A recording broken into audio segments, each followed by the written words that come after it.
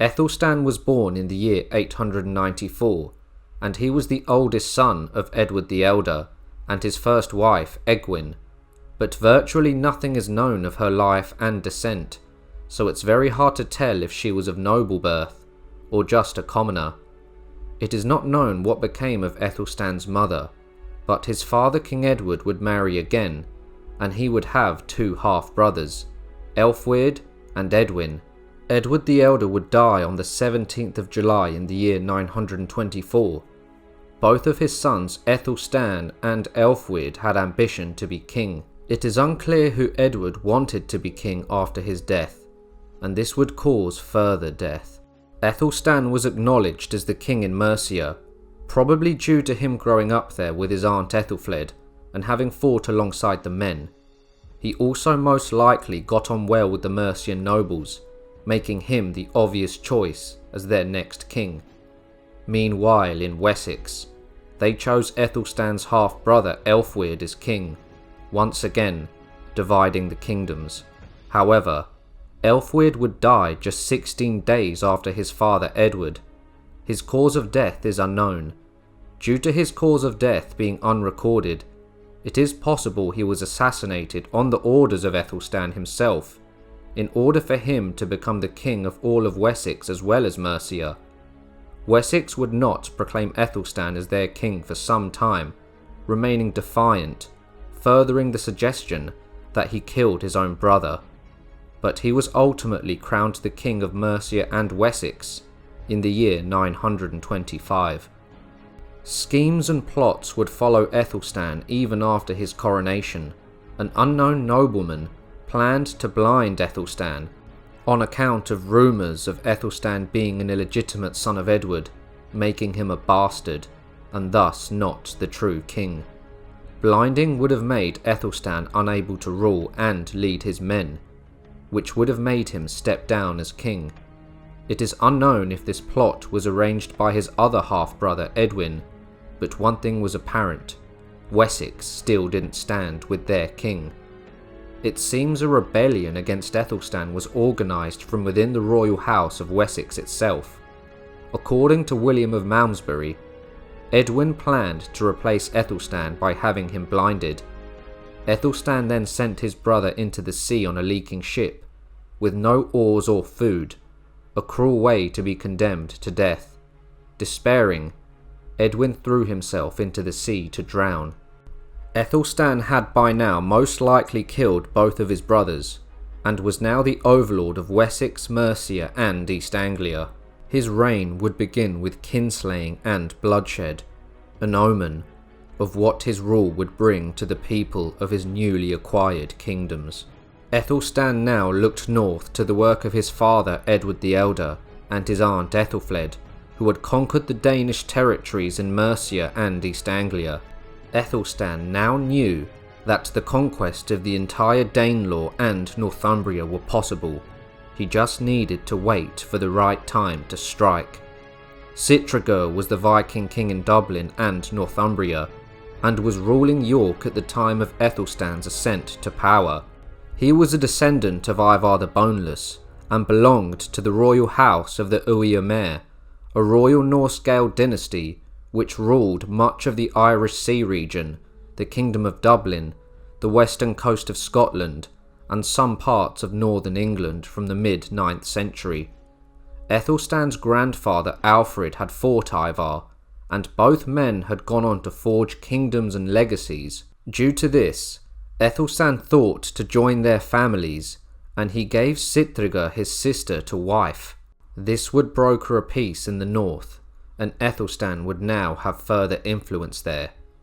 The marriage took place in Mercia, in the royal centre at Tamsworth, where it seems Sihtrigur converted to Christianity. Soon after, however, he renounced his wife and reverted to paganism. However, a war between Sihtrigur and Æthelstan is not attested in any source. Sihtrigur died the following year in the year 927, still young according to the Annals of Ulster, and the cause of death remains unknown. A trend was now appearing. Powerful men with ties to Æthelstan who had slighted him all turned up dead shortly after, due to mysterious circumstances. Sigtrygg's cousin Gofraid was quickly proclaimed the King of Northumbria. Having sailed from Dublin with many warriors, he laid claim to the throne. However, Æthelstan would march north, and according to William of Malmesbury, following Sigtrygg's death, Æthelstan would meet his successor Gofraid in Scotia in a meeting with many other high kings of Britain. After the meeting, Gofraid would lead a force to York, but Æthelstan would turn on the Vikings once they began besieging the city, and started to slaughter them and captured their leader Gofraid. The city was looted by the Anglo-Saxons. Gofraid, the leader of the Irish Vikings, was allowed to live, but he left England and was recorded to have never returned. The Vikings in York would now submit to Æthelstan and proclaim him as king after a simple power play. Northumbria had just fallen to Æthelstan, and his conquest of the Danelaw was now complete. He was now not just the king of the Saxons, but the king of the English. A meeting would soon be held, with all of the earls and kings in the north, and something truly legendary was about to take place. King Owain of Strathclyde, King Constantine of Alba, Ealdred of Bamborough, and Howell of Wales all submitted to Æthelstan in the year 927 and accepted his supremacy. Æthelstan was now the most powerful king in the history of the kings of Wessex and the British Isles. However, the North had always resisted southern rule and preferred to ally themselves with pagan kingdoms such as Norse Dublin, due to a difference in culture, religion and history. Æthelstan remained an outsider in the north, and his rule there would prove difficult. Although he was the first southern king in history to have taken the north, the resistance to his overlordship was to be expected. Nevertheless, Æthelstan's overlordship and power was respected and feared, which led to 7 years of peace in the north. By the year 934, Æthelstan would look even further north. The kings of the north had sworn allegiance to him, but they wanted their kingdoms and independence back. They would plot in the shadows until their time came to strike. King Constantine of Alba would break the peace treaty, forcing Æthelstan's hand. In the year 934, Ealdred of Bamborough would die, and Æthelstan and Constantine would dispute over the Northumbrian territory, causing the invasion of Scotland. At this point, Æthelstan had united all mainland England and had a monstrous army with the men of all faiths and cultures. Saxon men stood with him, as did the Vikings, and so did the Welsh. On Æthelstan's march north, 4 Welsh kings accompanied him, as did 13 earls, conveying his power and supremacy above all other kings. Æthelstan and his men would make their way to Scotland by land and sea, engulfing the Scottish soil. His army reached as far north as Dunnottar Castle, which is the furthest north any English army had ventured since the year 685, while the fleet raided in Caithness. According to legend, Constantine recognised the power of Æthelstan and was faced with a difficult situation: to meet Æthelstan in open battle and risk defeat and surrender of the kingship of Scotland, or to try something else. He chose instead to take refuge in the great impregnable fortress at Dunnottar. Constantine was safe in his castle, but the whole of Britain had united, and Constantine saw his lands burning and the Scots were being slaughtered, so he would sue for peace. Constantine would then accompany Æthelstan on his return south and would swear his oaths of fealty. Æthelstan had now shown the British Isles the forces he could summon, and this display of power showed him as the most powerful king in living memory. Constantine the King of Alba had gone against his will, which resulted in war, but he was luckier than most, for he was left alive and didn't die mysteriously in the chronicles after the disagreement with the English king. Nevertheless, Scotland was ravaged by the English invasion that effectively allowed Æthelstan to become the overlord of Scotland, while allowing Constantine to keep his title of king. Æthelstan had now shown all the northern and Scottish kings that they were no match for him, and that they could stand and die, or submit and live. The flames of war were ever apparent, and Æthelstan had made the North and Scotland bleed. Uniting them into his own kingdom would prove extremely difficult, as their leaders were bent on independence. In the year 934, Analf Guthrinson succeeded his father Godfred of Ivar as the Norse king of Dublin. Analf would turn his attention towards Northumbria, a largely pagan land that had once been ruled by his father, but it had fallen to King Æthelstan. There was a growing power looming in the south. Æthelstan, the son of Edward the Elder, was determined to unite England under the House of Wessex, and he had a vision for himself as the master of all Britain, dreaming of what no Roman, Viking or Saxon king had ever done before. A few years after the invasion of Scotland, Analf would marry King Constantine's daughter, cementing an alliance between the King of Dublin and the King of Alba. Factions were forming. Constantine had been conquered and humiliated by Æthelstan, and Analf's father was exiled from Jorvik and had to renounce his kinship there while being betrayed by the English king. Both men had their reasons to hate Æthelstan, so in the year 937, King Analf and King Constantine would join forces with King Owain of Strathclyde in an alliance against King Æthelstan.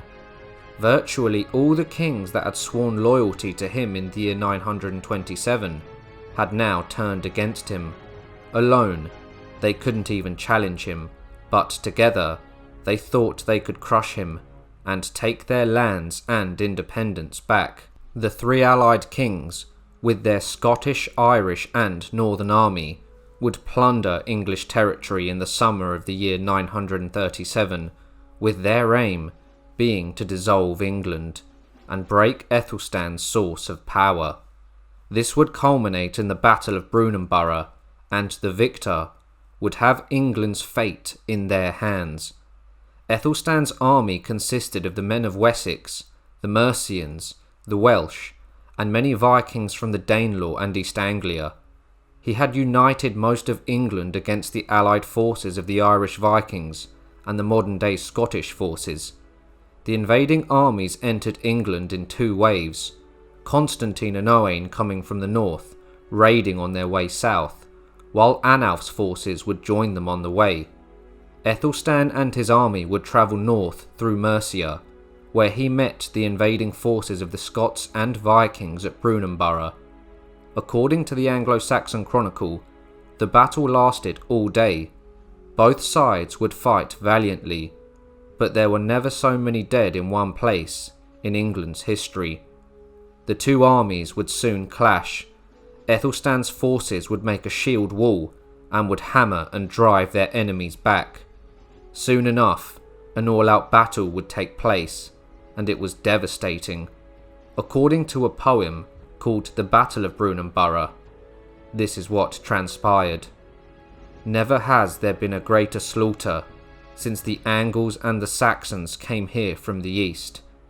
There was a period of prolonged fighting before Æthelstan's army began to overwhelm the invaders. It was a bloodbath, with many men being slain. The kings would fight valiantly, but God was with Æthelstan and his forces that day. Æthelstan's army would give chase, slaying many enemy troops. According to the Annals of Ulster, the battle was described as great, lamentable, and horrible, and records that several thousands of Norsemen fell. Among the casualties were 5 kings and 7 earls from Analf's family. Constantine also lost several friends, including his son. The result of the battle was a victory for Æthelstan and his warriors, but thousands would lay dead on the battlefield. Many petty kings, princes, and English nobles died in the battle, including 2 of Æthelstan's cousins. Æthelstan and his nobles would be in the thick of the fighting, leading their men to victory. For generations, this would be remembered as the Great Battle. King Anlaf escaped back to Dublin, and King Constantine lost a son. Anlaf remained King of Dublin, but his ambitions to take back Northumbria and York were lost for a time. Æthelstan saved England from the wrath of the allied kings of the north, but his lordship over them was lost, and he no longer held the influence he did years earlier. Before, he had ruled most of Scotland, Strathclyde, and had united the Danelaw and the Viking city of York, but after the Great Battle, Æthelstan's influence in Scotland and Strathclyde would dwindle, and he only held control of England, having lost his rule of Britain, but still ruled England. He now only held the lands up to Northumbria, which would still resist southern rule. Æthelstan would die in the year 939. He never married nor fathered children, and the crown would pass to his younger brother Edmund. William the Conqueror led a life marked by extraordinary triumph and ruthless ambition. Orphaned young and born illegitimately, his early years were plagued by turmoil and violence, as rival Norman nobles vied for control of the boy duke. Despite these challenges, William subdued treacherous kinsmen and secured his rule over Normandy. By the 1050s, William emerged as a serious contender for the English throne, then held by his childless cousin Edward the Confessor. Upon Edward's death in January of the year 1066, Harold Godwinson claimed the crown, but William argued that Edward had previously promised it to him, and that Harold had sworn an oath to uphold his claim. In September of the year 1066, William invaded England, defeating and killing Harold at the legendary Battle of Hastings. On Christmas Day that year, he was crowned as the King of England. William's reign, however, was far from peaceful. Rebellions erupted, most notably in Northumbria, led by Edgar Atheling, the last male blood heir of the House of Wessex. William responded with brutal efficiency, culminating in the infamous harrying of the north. Villages were burnt to the ground, crops and livestock destroyed, and entire populations massacred, leaving up to 100,000 dead, and reports of cannibalism among the starving survivors. The chronicler Orderic Vitalis wrote bitterly, "The king stopped at nothing to hunt his enemies. He cut down many people and destroyed homes and land. I can say nothing good about this brutal slaughter. God will punish him." Even after his grip on England tightened, dissent continued. Some Norman earls rose against him, criticising his harsh rule and illegitimacy and calling him usurper. Although the rebellion of the earls was crushed, later his own son Robert Curthose rebelled and sided with William's enemies, and reportedly unhorsed William in battle, staying his hand only after recognising his father's voice through his helmet. Though disinherited at first, on William's deathbed, Robert was later forgiven and was granted Normandy, while William Rufus, the second son, inherited England. As a warrior, William was unmatched in his prime. His leadership made the Normans nearly invincible. The Anglo-Saxon Chronicle reflects on his legacy. King William was a man of great wisdom and formidable power, more honoured and mighty than any of his forebears. He was gracious to the good, but unrelentingly harsh to any who dare oppose his will. This is his story. William's ancestor was the first Duke of Normandy, Rollo.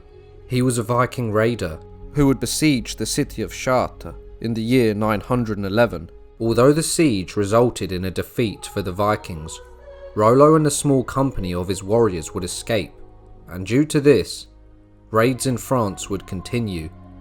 The French opened negotiations with Rollo to end the violence, resulting in a treaty establishing the Duchy of Normandy.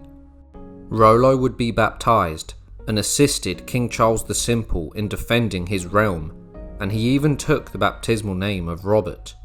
Rollo would also marry Gisela, the daughter of Charles, and his descendants would become Christian and quickly lost their Viking culture and became Normans. William was born in the year 1027. He was the son of Robert, the Duke of Normandy, but William was of illegitimate birth, and when his father died, he was still young, being 7 or 8 years old. He would succeed his father in 1035 and assume the role of the Duke of Normandy, but several of his kinsmen, including Guy of Burgundy, his cousin, believed themselves to have a better claim to the title. William was supported by his great-uncle, the Archbishop Robert, as well as King Henry I of France, but in the year 1037, the Archbishop would die, and Normandy would quickly descend into chaos. Powerful lords would think having the young William in their custody would allow them power over Normandy. Many Norman nobles would engage in their own private wars during the time of William's childhood, which would lead to many tales of William being hidden in the houses of peasants many a time. So, William the Bastard's reign did not start well. He would experience several years of internal strife. The chronicler William of Jumièges reported that the Duke's guardian, his teacher, and his steward were all killed by rebels, and many members of William's extended family attempted to unseat him. In the year 1046, William's enemies decided to finally strike. They would attempt to ambush him and kill him, but the plot failed. The rebel nobles led by Guy of Burgundy would raise an army, estimated to have been over 20,000 strong, knowing the response would be severe. After escaping the ambush, William rode directly to King Henry's court, wanting to protect his vassal and ally. King Henry himself raised an army of around 10,000 men and then marched on Normandy. The result would be the Battle of Vallès-Dune. In the summer of the year 1047, King Henry's army joined Duke William's much smaller Norman force in the heart of rebel territory. During the first part of the battle, Ralph Tesson, a Norman baron, decided to betray the rebels and joined William and the king's army. The battle consisted mainly of a series of cavalry skirmishes. The rebel army outnumbered the royal army, but it lacked leadership. William would prove his military prowess here and would fight in the front lines alongside the king. After losing several skirmishes and many men, the rebel army broke apart and then found themselves running for their lives. The royal army pursued closely, slaughtering rebels by the thousands and driving the remnants of their army into the Orne River. A spectator recorded that the bodies of the rebel knights who tried to cross the river were so numerous that bloated bodies blocked a mill as the river carried the bodies downstream. While the royal army drove much of the rebel army to the west, Guy of Burgundy and his surviving forces escaped to his lands in the east and held up in the castle of Brionne. Despite a long siege, William was not able to force the castle into surrender until the year 1050, and during that time, he was not able to assert his authority in the whole of his realm. The French king had supported William at the Battle of Vallès-Dune, but in the year 1052, he decided to go against William, perhaps fearing his growing influence over Normandy, and led an alliance of French barons against him.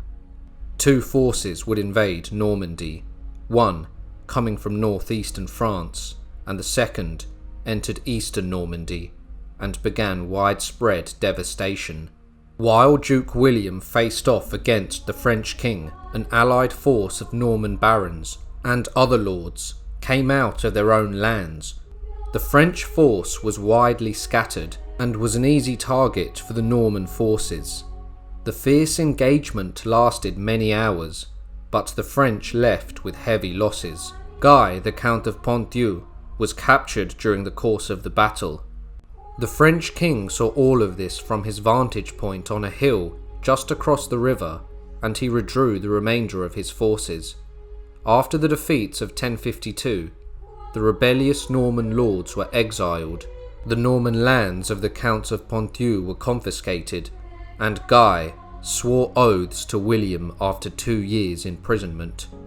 William would, however, soon face even more strife. In 1057, the army of King Henry and Geoffrey Martel would ride for Normandy, with their aim being invasion and conquest. Their forces quickly began raiding and pillaging. Duke William, who appears to have been reluctant to oppose his overlord directly, gathered a large army, but took no other action besides keeping scouts out to report the invading forces' movements.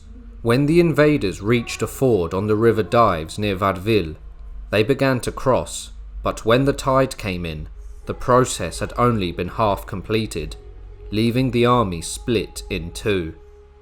William seized this opportunity and attacked half of the invading army that had not yet crossed. William would surprise his enemies and turned the river red with blood, resulting in a massacre. The invaders retreated quickly from Normandy, and the battle also marked the end of the last invasion of Normandy during Duke William's lifetime.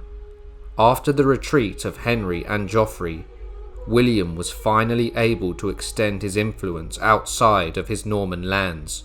In the year 1058, William invaded King Henry's lands and recaptured the castle at Thiers, which had been lost to the Normans during William's minority, again proving William's military might. He had overcome a king who had once been an ally, and had suffered much trauma in his childhood due to the murder of all of his parental guardians. This fire, however, had made William emerge stronger and harder. Kings feared him, and he was now one of the most powerful lords in France. Prior to the reign of Edward the Confessor in the 11th century, the English throne had been under Viking influence after the conquest of England by Sweyn Forkbeard and his son Canute the Great. Once the throne came back into the possession of the Saxon line, its power was much diminished. Edward the Confessor would be remembered as a politically weak king. His death brought about one of the most famous fights for the throne in history. Once Edward assumed the throne, he and Godwin the Earl of Wessex would become open rivals. Godwin was the richest and most powerful man in England, with his influence spanning beyond that of the king. However, King Edward would fill his court with Normans, as he had grown up in Normandy, where he went into exile during the first rule of the Viking kings of England. The Saxon earls would grow bitter at King Edward, surrounding himself with Normans at the English court, and as this happened, Edward found his power diminishing. The leaders of the ancient kingdoms of England, Wessex, Mercia and Northumbria, were drifting away from their king, with Earl Godwin of Wessex having the most influence among them. As Edward had no heir, Godwin would groom his son Harold to become the next King of England, and upon Godwin's death, his son Harold Godwinson would assume the earldom of Wessex. In the year 1064, Harold would endure a disastrous visit to Normandy. For some unknown reason, he had taken a ship and had been wrecked on the territory of Guy of Ponthieu, a vassal of William the Duke of Normandy. William made Guy hand over his captive, and then, as a condition of release, he required that Harold should take an oath of allegiance to him, with death or permanent captivity in a dungeon as the probable alternatives. Harold took the oath. In William's eyes, his ascension to the English throne would now be smoother. In the year 1065, Edward the Confessor became very ill, and he would die on the 5th of January in the year 1066. Several people claimed they should be the next King of England. The claims of the throne of these men were based on blood ties, oaths, kinship, and links to earlier kings. Each claim to the throne was strong. There was Edgar the Atheling, who was the grandson of King Edmund Ironside and the son of Edward the Exile. Edward the Exile had died on his way to the English court, where he would have been named heir by King Edward the Confessor. According to the lineage system, he was the rightful heir, being a direct descendant of Alfred the Great. However, by 1066, Edward had a weakened power base, and in recent years, many Æthelings had been assassinated or had mysteriously died, just like Edgar's father, Edward the Exile, and his grandfather, Edmund Ironside, who died under mysterious circumstances. There was also Harold Godwinson, who was the head of the House of Wessex. Wessex was the richest and most powerful part of England, and Harold himself was well known in court. He had acted for Edward the Confessor and had fought in many battles. He was also the most trusted military commander in all England. In addition, according to legend, it is also thought that his ancestor was Ethelred, the King of Wessex, and older brother to Alfred the Great, with the crown only passing his direct line, due to Ethelred's son at the time being too young to rule, due to the threat of the great heathen army. In Norway, Harald Hardrada also laid claim to the throne of England. According to him, Edward the Confessor had usurped his nephew King Magnus the Good. Magnus had been named as heir to the Danish throne by King Harthacnut.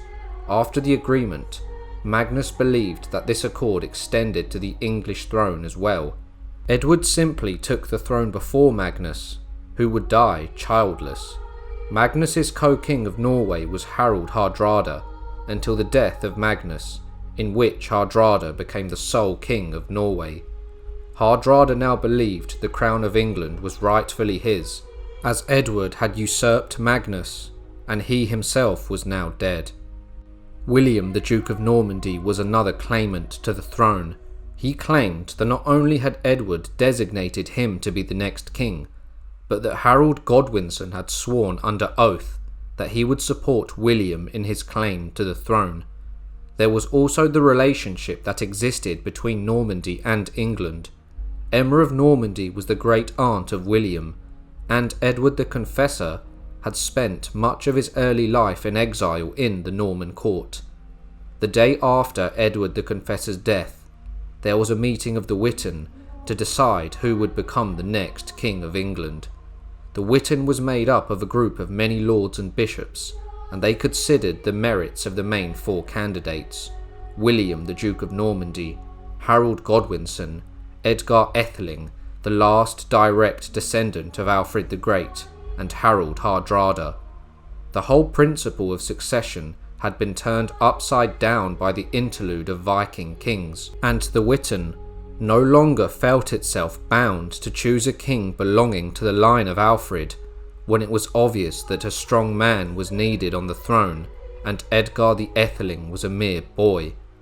Whatever promises Edward the Confessor may have made to William, he undoubtedly himself nominated Harold as his successor. The day after Edward's death, Harold was elected by the Witan as king. Hardrada would come for his crown, but was defeated by Godwinson at the Battle of Stamford Bridge. Thus, the new King of England proved himself to be a brilliant strategist and commander, and would cement his name in history.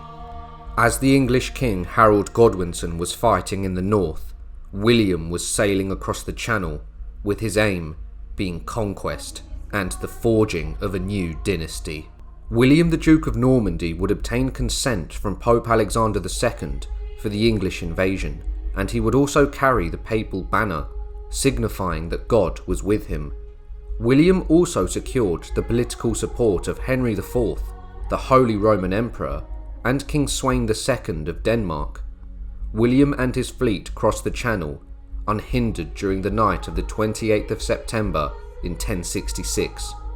After defeating Hardrada at Stamford Bridge on the 25th of September, Harold Godwinson had to march south with all speed in order to confront the Norman invaders. In the morning of the 14th of October 1066, William, the Duke of Normandy, divided his army into 3 groups: archers, foot soldiers, and cavalry. Harold Godwinson's troops would approach under the cover of the woodland, and they took up their positions on the top of a hill. This high position allowed them to harass any soldiers attempting to climb up by throwing javelins at them. The English would soon form a shield wall, with the front ranks holding their shields close together or even overlapping to provide protection from ranged attacks.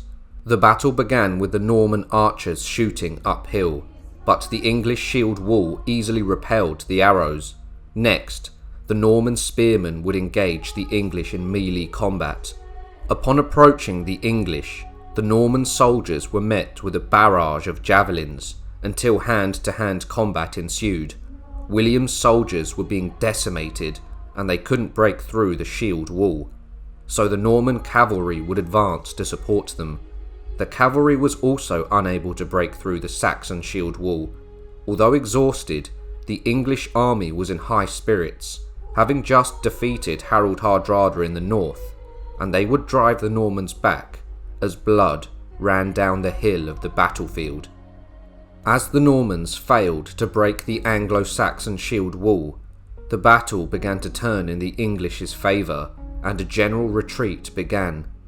A rumour then spread that Duke William himself had been slain in the fighting. Some of the Norman troops retreated towards the sea, pursued by the English, who at last left their positions at the top of the slope. As he watched his own army's flight, William, very much alive, removed his helmet so everyone could recognise him, and rode through his retreating forces, shouting and gesturing. After being so close to defeat, the Norman horsemen returned to the front lines and helped William in leading a counterattack against the pursuing English forces. The English would reform their shield wall, and battle ensued. The battle would rage on for hours, and with the autumn daylight fading, the Normans made one final effort to take the ridge. At this point, many Saxon lords had been killed, with 2 of King Harold Godwinson's own brothers having fallen in the fighting. This would encourage the King of England to fight to the bitter end. Godwinson himself would be in the thick of the fighting, slaying many enemy soldiers, but he would be killed in the chaos of the battle. According to one account, he was hacked to death at the hands of 4 Norman knights in graphic detail. The first, cleaving his breast through his shield with his point, drenched the earth with a gushing torrent of blood.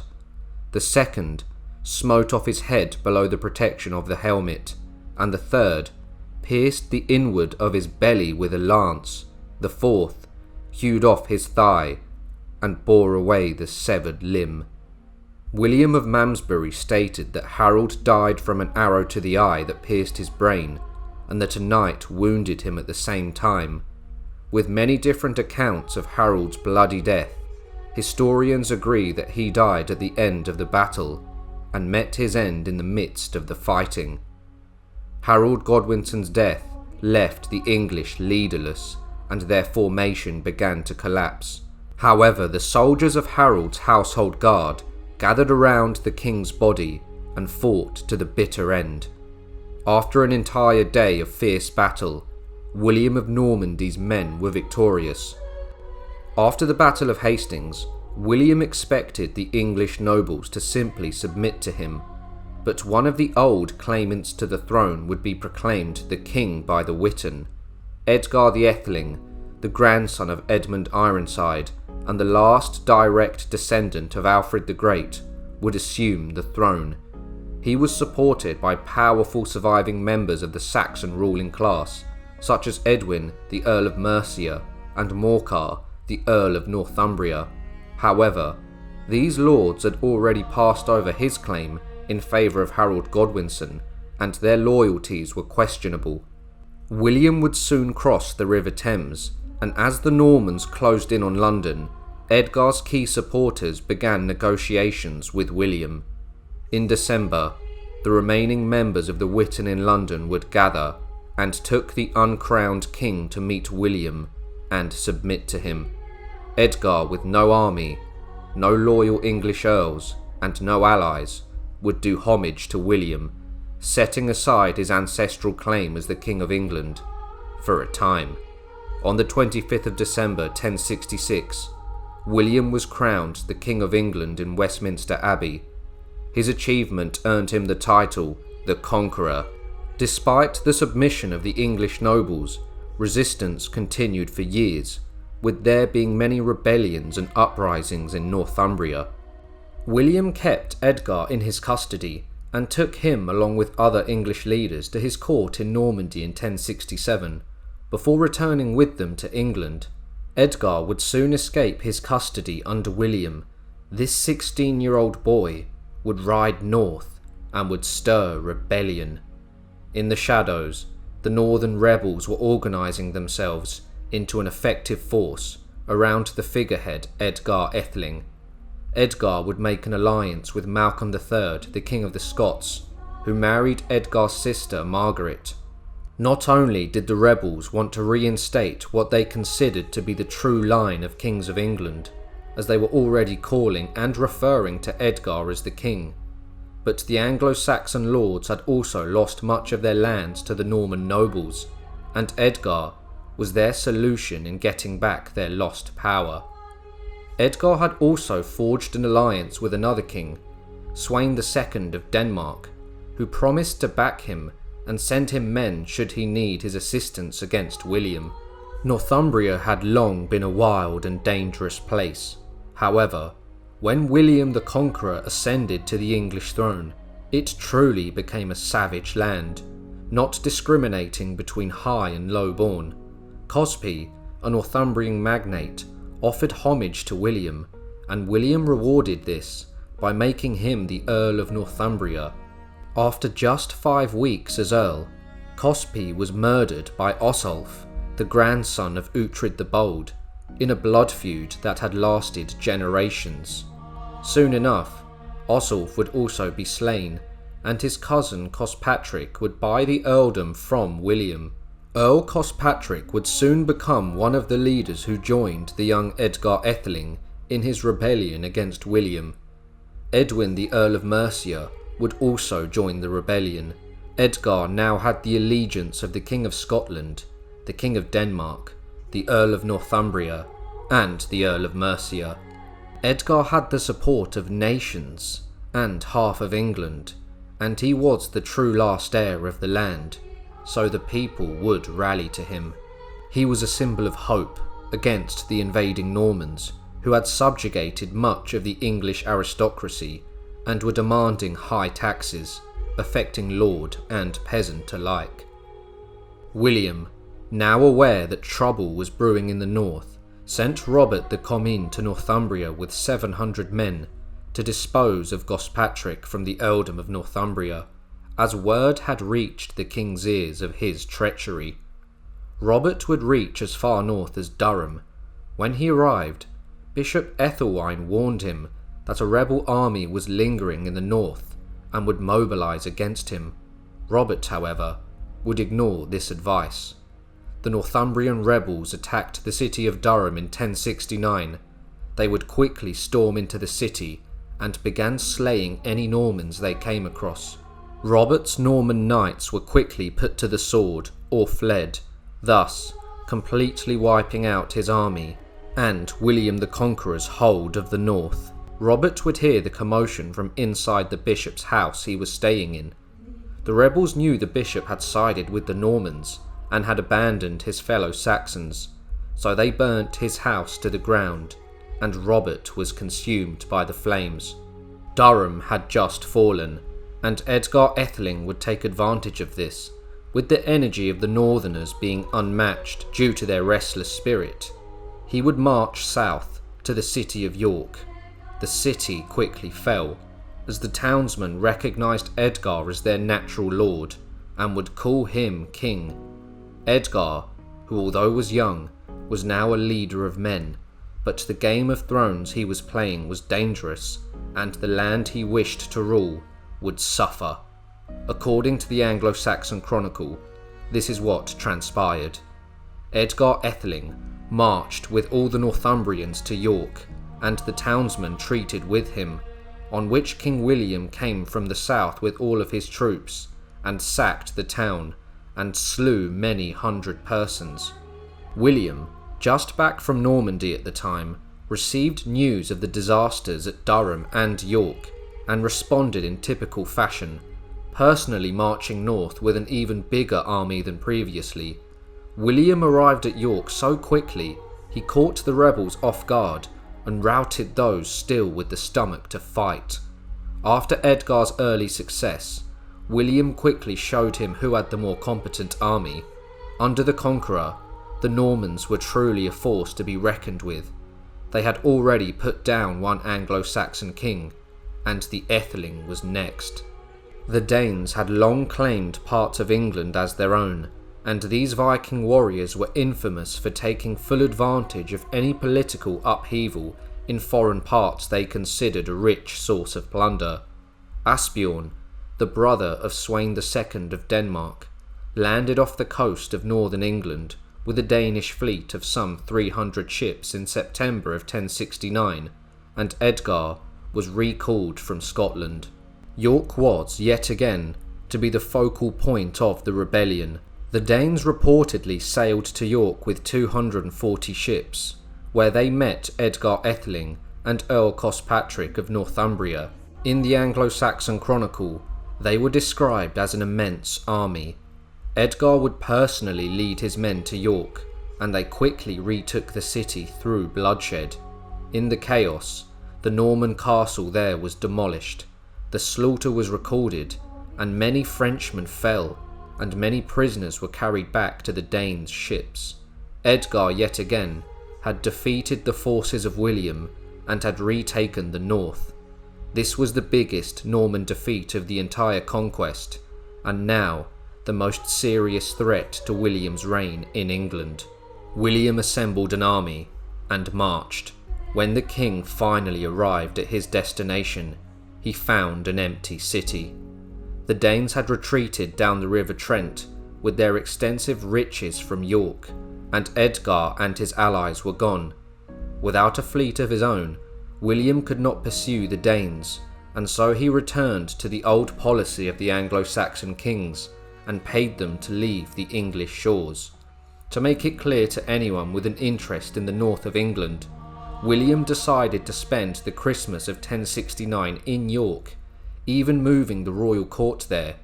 William was telling the country the north was his, and he would hold it by any means necessary. The Conqueror then turned his attention to the rebels, as they were not prepared to meet his army in a pitched battle. So, William would employ a strategy that would cripple his enemy, but that would also stain his soul forever.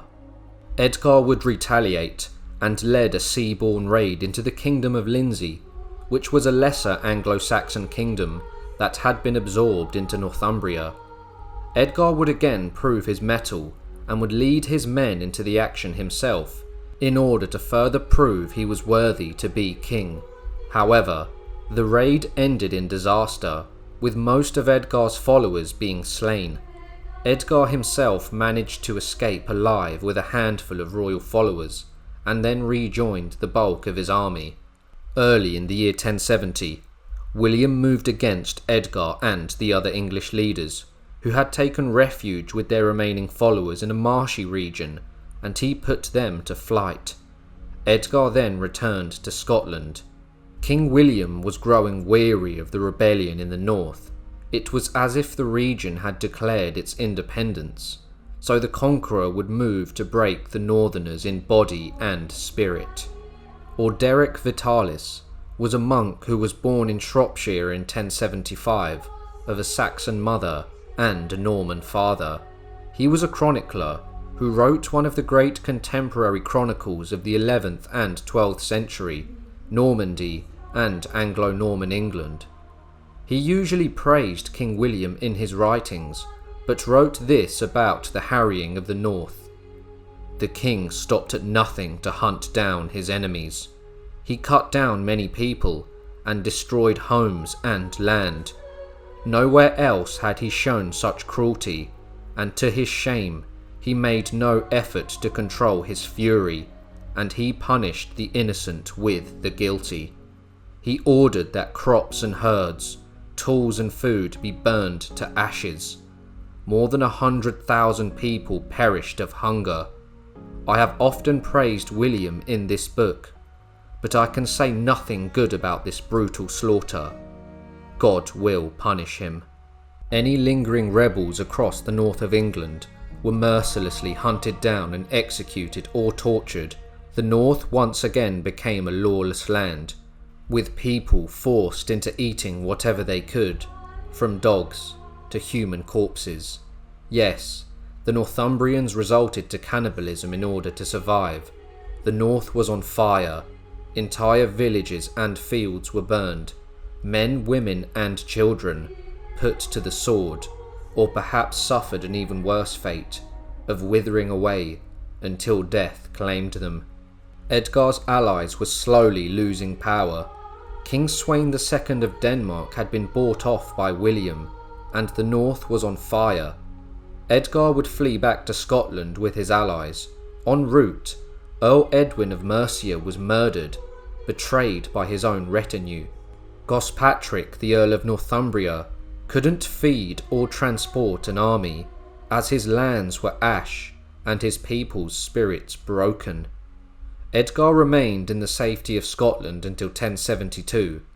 William would then invade Scotland, with its king being the last rebel with major influence. He then forced King Malcolm to submit to his overlordship. The terms of the agreement was the expulsion of Edgar from England, under pain of death. Edgar's rebellion was over. Now out of allies, he sailed for France, but the luckless Edgar was shipwrecked on the coast of England by a violent storm. He managed to escape to Scotland yet again, where he was persuaded by Malcolm to make peace with William and return to England as his subject, abandoning any ambition of regaining his ancestral throne. William forged his new dynasty, and the impact of his conquest of England was profound, leaving enduring changes in the country's church, aristocracy, culture, and language. The conquest brought England into closer contact with France, establishing ties that persisted throughout the Middle Ages. His administration merged aspects of English and Norman governance, creating a new system that laid the foundations for the later medieval English kingdom. His massacre of the people of Northumbria, known as the Harrying of the North, is what allowed him to consolidate his power. In the year 1075, while King William was in Normandy, a rebellion broke out in England. Two powerful nobles, Ralph de Gale, the Earl of East Anglia, and Roger, the Earl of Hereford, conspired to overthrow him in what became known as the Revolt of the Earls. Ralph, who had once fought bravely at the Battle of Hastings, was widely admired for his courage and strength of character. The chronicler Orderic Vitalis recorded some of the grievances that drove the rebels to act. Chief among them was William's ruthless suppression of both real and imagined threats to his rule. In the eyes of the conspirators, William was a tyrant, unworthy of the crown. They denounced him as a usurper, born as a bastard, and claimed his rule was offensive to both God and man. They accused him of poisoning his own guests and kinsmen, as well as orchestrating the death of Conan of Brittany, a nobleman admired throughout the region. They also condemned his harsh treatment of allies and soldiers who had fought for him, saying they were repaid with barren lands or nothing at all. His greed, they claimed, drove him to strip them of even that. In short, William was hated, and they believed his death would bring joy to many. Despite their bold plans, the revolt began to unravel before it could begin. Wulftheof, the Earl of Northumbria, and the last remaining Anglo-Saxon earl lost confidence in the plot. Known for his kindness and piety, Waltheof confessed the conspiracy to William. Though some believe he hoped for mercy, William had him imprisoned and a year later executed. His death shocked the people. Many came to see him as a martyr, and a cult later formed around his memory. It was said that Waltheof's unjust execution cast a curse upon William for the rest of his life. After Waltheof's confession, the rebellion had little time to gather strength.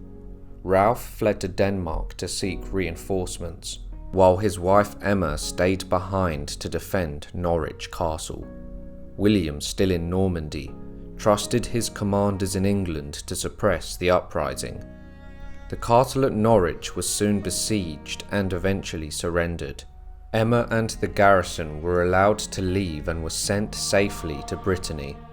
Meanwhile, Canute, the brother of the King of Denmark, finally arrived with a fleet of 200 ships, but he was too late. The rebellion had already been crushed. The Danes raided the English coast, but soon returned home, having made no real impact. The Anglo-Saxon Chronicle even stated, "But they dare not risk a battle with King William, but chose rather to go to York, where they broke into St. Peter's Minster, and having taken thence much treasure, went away again." William returned to England later that same year to address the lingering Danish threat, leaving his wife Queen Matilda to rule in Normandy during his absence. He spent Christmas in Winchester, where he dealt with the aftermath of the failed rebellion, one that would be remembered not only for its ambition, but for the tragic end of the last great English earl. Robert, the eldest son of William the Conqueror, was in his youth a man of courage and exceptional skill in military pursuits. He had long held the title of Count and enjoyed an official, if somewhat symbolic, role at his father's court. Twice, the barons had pledged their loyalty to him as the future ruler, and he had been formally acknowledged as his father's heir. Despite these honours, Robert wielded no real power. William, ever a cautious and commanding ruler, had no intention of relinquishing authority during his lifetime. While he might have bestowed titles for the sake of appearances, he remained the sole master of his realms. For a young prince like Robert, kept in ceremonial idleness and surrounded by restless young nobles, this was both frustrating and dangerous. Naturally, Robert desired independence and a domain of his own, an income, a household, and responsibilities fit for a future king. But William refused, fearing it might undermine his rule. Discontent grew, and Robert's ambitious companions fanned the flames. Encouraged by their reckless advice, Robert boldly approached his father and demanded that the rule of Normandy be handed over to him at once. William flatly refused, explaining that Normandy was his by birthright and England by conquest. It would be unthinkable to hand them over prematurely. Though the discussion reached an impasse, open rebellion did not break out immediately, but then came an incident, recounted by the chronicler Orderic Vitalis, that would tip Robert over the edge. One day his younger brothers, William Rufus and Henry, tossed a full chamber pot over his head as a joke. Humiliated and enraged, Robert started a violent quarrel with them, which was only stopped by their father's intervention. When William failed to punish the younger brothers, Robert felt his dignity had been insulted. That very night, Robert gathered his household guard and rode to the Rouen in a rash attempt to seize the castle by surprise. In doing so, he had committed open treason. Furious, William ordered the arrest of the rebels, spreading fear among their ranks and scattering their plans. Some were captured, while others fled across the frontier. The situation worsened when William discovered that his wife, Queen Matilda, Robert's own mother, had been secretly sending their son money. Robert soon gained the support of King Philip of France, and together they raised a formidable army. Now William was forced to respond to the growing threat. The rebels were raiding his northeastern frontier, bringing fear to the countryside. In response, he stationed troops near the border and, determined to stop them, marched to lay siege to the stronghold of Gerbois in the dead of winter, just after Christmas of the year 1078. For 3 weeks, the siege continued, as was the custom of the time. Knights from both sides issued formal challenges, and small-scale battles erupted between hand-picked warriors. Finally, the defenders launched a bold counterattack, drawing the besieging army into open battle. In the fierce fighting that followed, father and son came face to face. The aged conqueror, though the veteran of many battles, was no match for his youthful and skilled son. William was wounded in the arm or hand, and his horse was slain beneath him. One account tells of Tokig, a loyal Englishman who rushed forward with another horse to save the king, only to be struck down by an enemy arrow moments later. Another version of the tale claims that Robert, recognizing his father's voice, dismounted and offered his own horse so the king could escape. The royal forces were defeated, many slain or captured, including Robert's younger brother William Rufus, who was injured. It was a complete rout, and William's army fled the field. The defeat was a bitter humiliation for William's long and glorious reign. Not only had he lost his first battle, he was defeated by his own son in single combat. William of Malmesbury even described it as the only true disaster of the conqueror's career. Enraged not only by the betrayal, but by the personal shame of being wounded and unhorsed by his own son, William is said to have laid a terrible curse upon Robert, vowing to disinherit him forever. Not much is known about William's movements between the years of 1082 and 1084. The historian David Bates suggests that the lack of detail likely means nothing particularly remarkable occurred, and much of it took place on the continent, beyond the notice of the Anglo-Saxon chronicle. One thing that did occur is that in the year 1082, William had his half-brother Odo arrested. Ordelic Vitalis claimed that Odo harboured ambitions of becoming the Pope, and had tried to persuade some of William's vassals in aiding him in launching an invasion of southern Italy. Such an act would have undermined the king's authority, and William could not tolerate it. Although Odo remained in prison for the rest of William's reign, his lands were never seized. Details about William's own whereabouts during the years 1084 and 1085 are murky. We know he was in Normandy for Easter in the year 1084, and he may have later returned to England to collect money to fund defence against a possible invasion by Canute IV of Denmark. In the Christmas of the year 1085, King William ordered an unprecedented survey of all the land holdings across his kingdom. This vast undertaking, organised by county, would come to be known as the Domesday Book, a record so thorough and final that it was linked to the Last Judgment. For each county, the survey listed every landholder's estates grouped by name. It detailed who held each parcel of land before the Norman conquest, its current value, the taxes it owed, and the resources it contained, such as the number of peasants, ploughs, livestock, and other assets. By the 1st of August of the year 1086, the work was largely completed. The Anglo-Saxon Chronicle notes that on that day, William received the final results, and all the leading nobles of the realm gathered to swear loyalty to him once more, in what became known as the Oath of Salisbury. Though William's exact reasons for commissioning the Doomsday Survey remain uncertain, it likely served multiple purposes: to catalogue feudal obligations, to clarify disputes over land, and perhaps most importantly, to assess and justify increased royal taxation. In the year 1085, word spread with great certainty that King Canute of Denmark, the son of King Sweyn II, was preparing to invade England. He had married the daughter of Robert, the Earl of Flanders, and with his support aimed to conquer the kingdom. At the time, King William was in Normandy.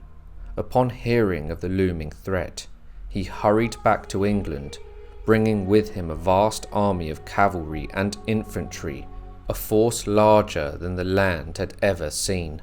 So immense was the army that people wondered how the country could possibly feed them all.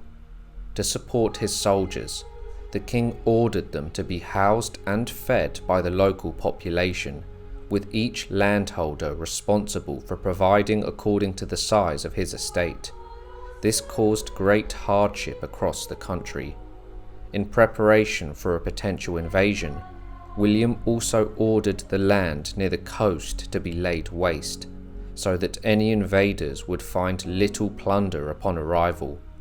Eventually, reliable news reached William that King Canute's plans had been thwarted and the invasion would not proceed. In response, William allowed part of his army to return home, while the rest remained stationed in England through the winter, ready to defend the realm. William left England near the close of the year 1086 and returned to the continent. Upon his arrival, he arranged the marriage of his daughter Constance to Duke Alan of Brittany, a strategic alliance meant to strengthen his position against the ever-watchful French kings. Meanwhile, his eldest son Robert, still in league with the French crown, continued to stir unrest. His actions were provocative enough that William felt compelled to lead a military campaign against France in the year 1087. In the late summer of that year, King William suddenly appeared with his forces before the gates of Montes. The town's inhabitants and scattered garrison were caught completely off guard, and they fled in chaos. William and his men surged through the gates in pursuit, looting the city, and set it ablaze. It was a brutal act of vengeance, but from that fiery triumph, the Conqueror returned to Normandy a dying man. Whether through illness or a battle wound, William's final days had begun. On his deathbed, William made a decisive choice. His eldest son Robert would not inherit the crown of England. That honour, he declared, would go to his second son, William Rufus. The dying king, it seems, would have gladly disinherited Robert altogether, yet Robert had long been recognised formally as his heir, sworn to by the barons, and already acknowledged as the Duke of Normandy. In his final hours, William reflected that he held England not by hereditary right, but by divine favour and victory in battle over Harold Godwinson. England, he reasoned, was not Robert's to claim. Normandy, however, had been lawfully promised to him, and that grant could not be withdrawn. Advisers at the king's bedside urged him to forgive his son, fearing that William might pass from this world with hatred still burning in his heart. At last, summoning the strength to master his pride, the king called upon God and his nobles to bear witness as he forgave Robert and reaffirmed his right to Normandy. William died soon after, at around the age of 59. The legacy of his reign was profound. His conquest of England ushered in sweeping changes that reshaped the nation's identity. The church was reorganised, the Anglo-Saxon aristocracy was replaced by Norman lords, and the English language began to absorb a flood of Norman French, profoundly influencing its development. Culturally, politically, and linguistically, England was transformed from an Anglo-Scandinavian kingdom into an Anglo-Norman one. William's reign also realigned England's place in the world. Ties with Scandinavia faded, replaced by deepening bonds with continental Europe, especially with France.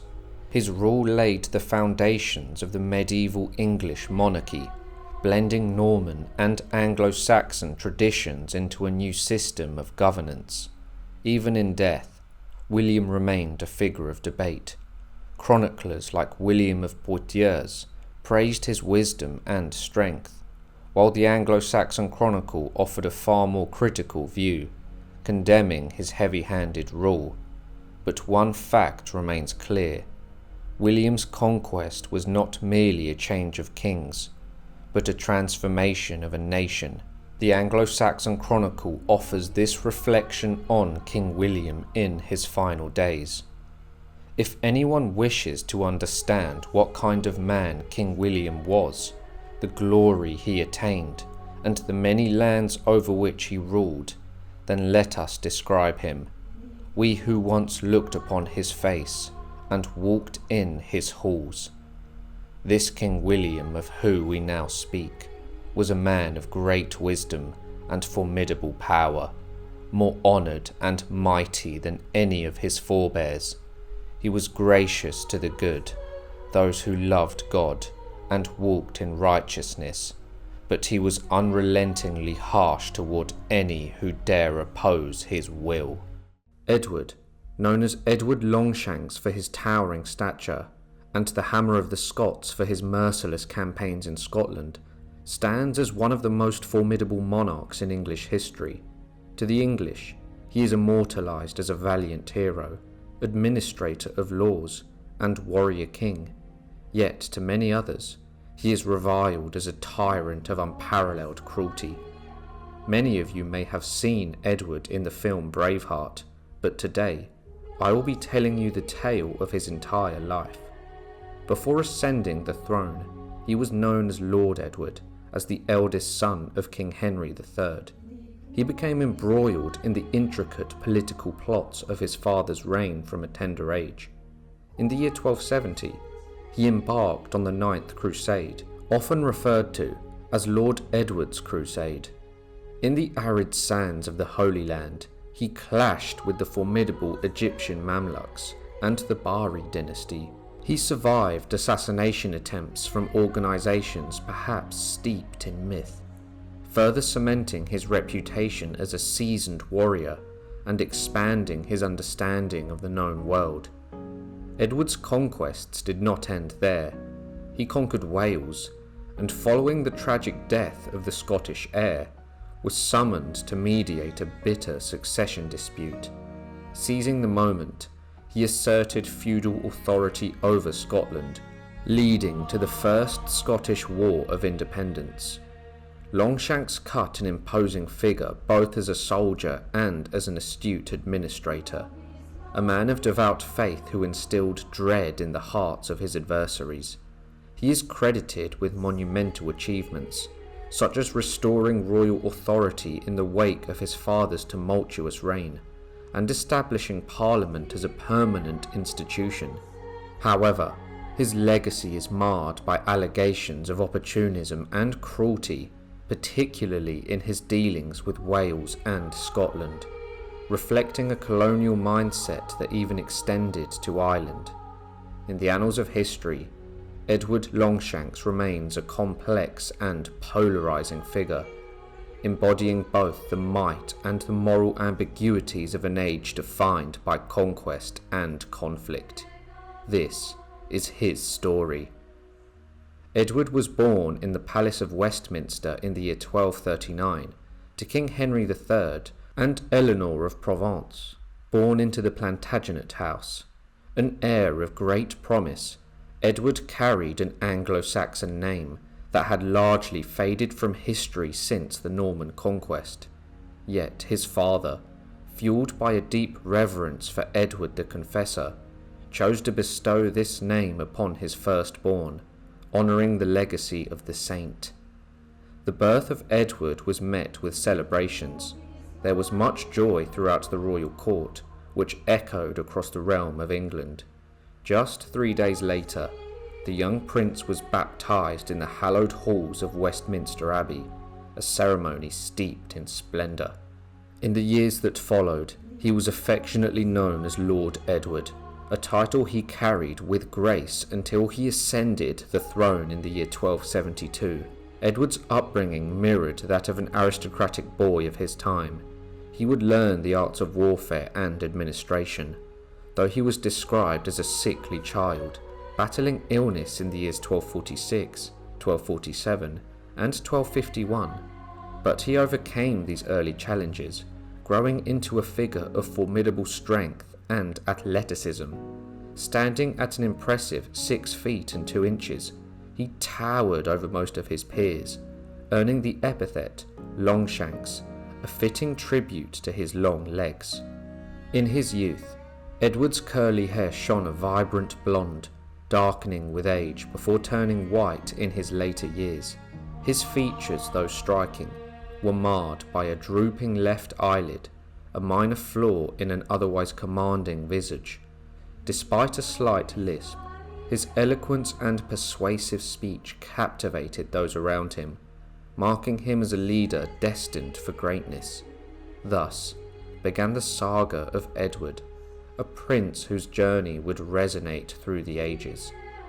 In the year 1254, amidst growing anxieties of a Castilian invasion of the English-held province of Gascony, King Henry III orchestrated a politically advantageous union between his 15-year-old son, Edward, and the 13-year-old Eleanor, the half-sister of King Alfonso X of Castile.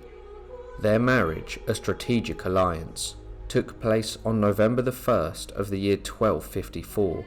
This union would eventually lead to the English claim over Ponthieu in the year 1279, as Eleanor inherited the county. In the same year of their marriage, Henry bestowed upon Edward substantial endowments, including the territories of Gascony and much of Ireland, an unprecedented claim that asserted dominion over Ireland, making it forever tied to the English crown. Additionally, Edward received extensive lands in Wales and England, including the illustrious Earldom of Chester. Yet, this generosity came with strings attached, as Henry retained considerable control over these lands, particularly in Ireland, reaping most of their income for himself. This division of power sowed the seeds of discord.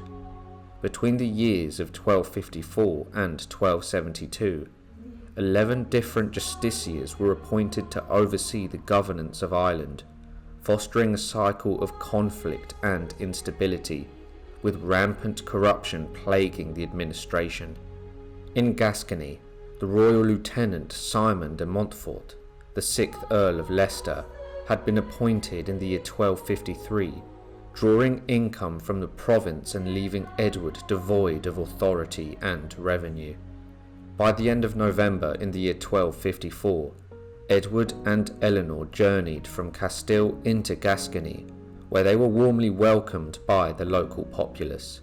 From the years 1254 to 1257, Edward found himself under the influence of his mother's kin, the Savoyards, an illustrious Italian dynasty. Among them was the notable Peter II of Savoy, the Queen's uncle, affectionately referred to as Little Charlemagne, who possessed significant estates in Sussex. After the year 1257, Edward's loyalties shifted closer to the Louisian faction, a noble house of French descent that had ruled various principalities across Europe and the Levant. This group included the half-brothers of his father Henry III, notably led by William de Valence. This association was pivotal, as both factions, foreign yet privileged, were met with resentment from the entrenched English aristocracy, who would soon take centre stage in the baronial reform movement of the years to come. Thus, the stage was set for Edward, a prince caught between the allegiances and tides of an evolving realm. In May of the year 1258, a coalition of magnates came together to draft a pivotal document aimed at reforming the king's government, known as the Provisions of Oxford, a manifesto largely directed against the formidable Louisiana faction. Edward, steadfast in his loyalty to his political allies, opposed these reforms. Yet, as the movement succeeded in curbing Louisiana influence, Edward's stance began to shift. By March of the year 1259, he forged a formal alliance with one of the chief reformers, Richard de Clare, the 6th Earl of Gloucester. Then, on October the 15th, he publicly declared his support for the barons' objectives and their leader, the Earl of Leicester. This transformation in Edward's allegiance may have been driven by pragmatic considerations. The Earl of Leicester held significant sway that could bolster Edward's aspirations in Gascony. Perhaps he aligned himself with those who seemed destined to triumph, whether through the sway of public opinion or the might of arms. When King Henry departed for France in November, Edward's demeanour shifted to one of open defiance. He appointed key figures to advance the reformers' cause, prompting his father to suspect treachery.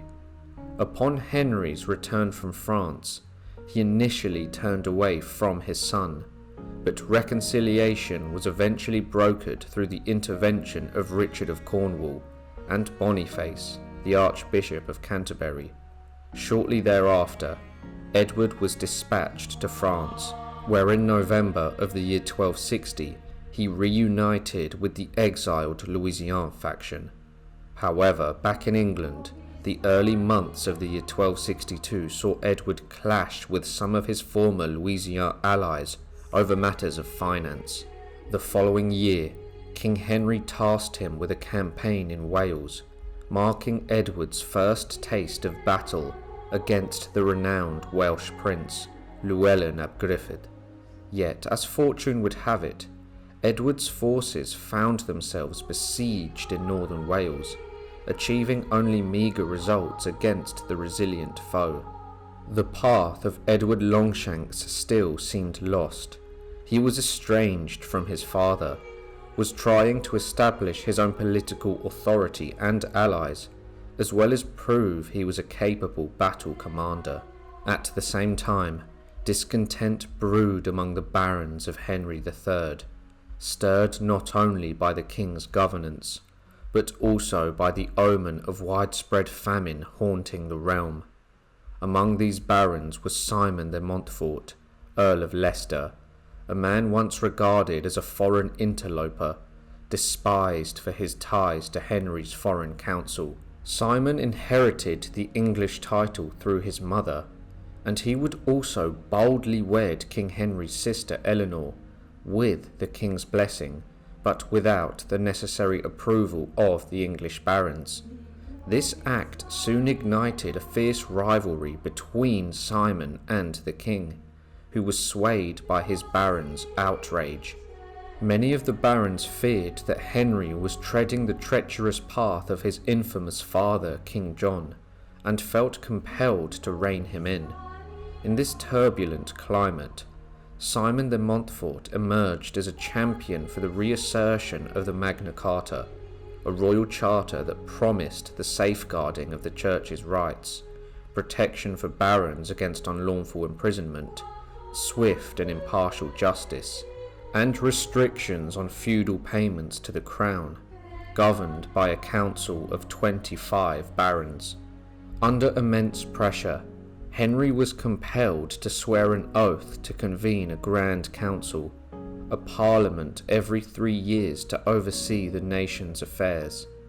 Desperate to reclaim his authority, Henry sought the support of King Louis IX of France in the year 1259 through the Treaty of Paris, wherein he agreed to relinquish the lands lost since the year 1202. By the year 1261, he secured a papal bull that absolved him of his oath to the barons, igniting his ambitions to reassert control. In response, the baronial opposition convened their own parliament, vying for control of local governance. However, faced with the possibility of civil war, they retreated. De Montfort fled to France, while Richard de Clare shifted his allegiance back to the king. In April of the year 1263, Simon de Montfort returned to England, rallying a council of rebellious barons at Oxford. Tensions escalated into violence in the Welsh marshes, and by autumn, both factions had assembled formidable armies. De Montfort advanced on London, inciting a rebellion that trapped the king and queen in the Tower of London, taking them captive while he assumed effective control of the government in Henry's name. Yet, the fragile coalition of support soon fractured, allowing Henry to reclaim his freedom. As chaos spread, and the threat of full-scale war loomed, King Henry, humiliated and full of wrath, turned to King Louis of France. After initial hesitation, de Montfort consented. In January of the year 1264, the Mise of Amiens, a settlement where King Louis was the mediator between King Henry and the barons, saw Louis favouring Henry. While some barons accepted this verdict, a more radical faction, led by de Montfort, prepared to resist any attempt to reassert royal power. Thus, both sides readied themselves for an impending storm of war. The country would plunge into civil war, and Simon de Montfort, in control of London, assembled his forces at St Albans and marched to relieve Northampton, which was under siege by the Royalists. But he was too late to prevent the town's capture by betrayal. He then moved into Kent and laid siege to the royal stronghold of Rochester Castle, but on hearing reports of a royal advance to London, he withdrew most of his forces from siege to confront this threat. As Henry moved into Sussex, he found himself confronted by the relentless Simon de Montfort, who had rallied his forces from London in hot pursuit. This confrontation culminated in the fierce Battle of Lewes. Lord Edward, having made his fateful choice, stood resolutely with his father during the Barons' War. The Royalist army, a formidable force nearly twice the size of de Montfort's, prepared for the clash. At the heart of this battle, Henry commanded the centre, flanked by his son Edward, who would have been in his early 20s, and other loyalists. At dawn, the baronial forces launched a surprise attack on the royal foragers, igniting the battle with ferocity. Seizing the moment, Henry commanded a counter-offensive, and Edward led a thunderous cavalry charge against the rebels, stationed on the left flank of the baronial line. The rebels fled towards the village of Offham, with Lord Edward in relentless pursuit, and bloodlust gave chase, leaving the king to face the enemy alone. With Henry now isolated, he ordered an assault with his centre and right divisions up Offham Hill, where the baronial line waited with fierce determination. Henry's men fought valiantly until they were compelled to retreat. Overwhelmed by the fresh troops, de Montfort had strategically held in reserve. The remnants of the king's forces were driven down the hill, where they engaged in a desperate fighting retreat towards the safety of a castle and priory. Edward, returning with his weary cavalry, launched a counterattack. However, as he sought out his father amidst the chaos, he was persuaded that the flames consuming the nearby town, and the flight of many royal supporters, signalled it was time to heed de Montfort's renewed offer for negotiation. The aftermath of this fierce engagement left King Henry diminished to a mere figurehead, while de Montfort, seizing the moment, expanded parliamentary representation to encompass not just the nobility, but also representatives from each county of England and key towns, forever altering the landscape of governance in the realm. Simon de Montfort, the 6th Earl of Leicester, had ascended to a formidable position of power within the government of the Kingdom of England. His authority was solidified by a resounding victory at the Battle of Lewes just a year prior. In the aftermath of that fateful engagement, he held the king himself, Henry III, along with Prince Edward and the king's brother Richard of Cornwall, firmly in his grasp as hostages. The royal authority of England were reduced to mere captives.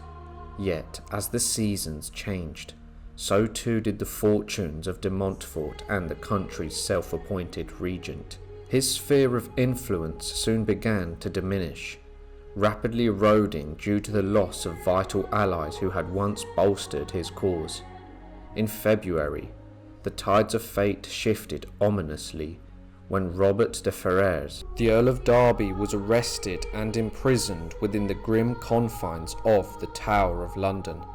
But it was the defection of an even more crucial ally that dealt a devastating blow.